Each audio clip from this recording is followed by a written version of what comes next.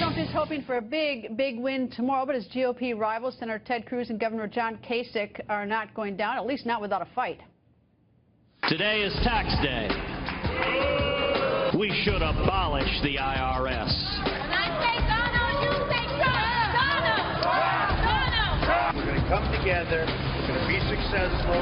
We're going to make great trade deals. I just don't want to feed the anger and the anxiety and the frustration that people have in this country. If we unite, we will win the general, we will beat Hillary Clinton, and we will turn this country around.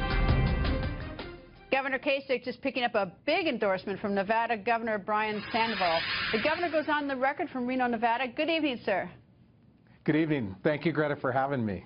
Thank you for being here. Governor, you had some very nice things to say about Governor Kasich, saying under John Kasich's leadership, Ohio's economy has undergone an incredible transformation. Over 425,000 jobs have returned to the state, and people have hope again. Here's what I don't understand. Maybe I don't, and sometimes I don't get this about politics.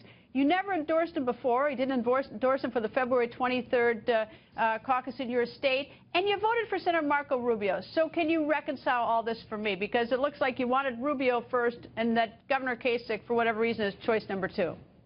No, in fair question. And John and I came in as governors together.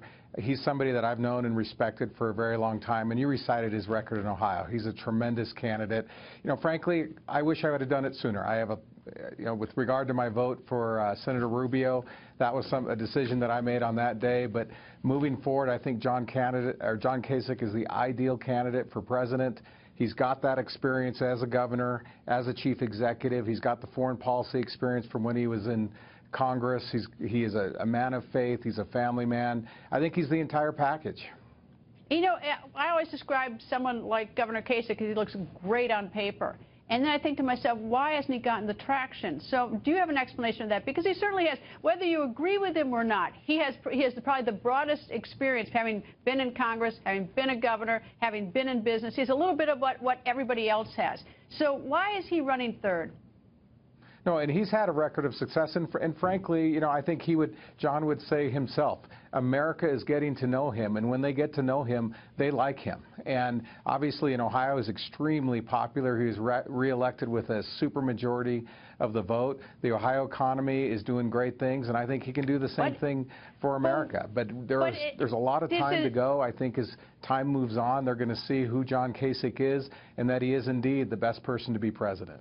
Well, but the math is right now not working in his favor. He's got a hope. His Hail Mary passes for a contested convention in Ohio, his state, I might add.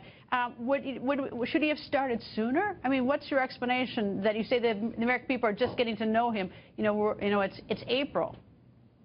No, and again, I don't think anybody would argue that the math doesn't work for him and that he does need to get to a contested convention in Cleveland. But he got a late start. That's probably something John would be able in a better position to talk about.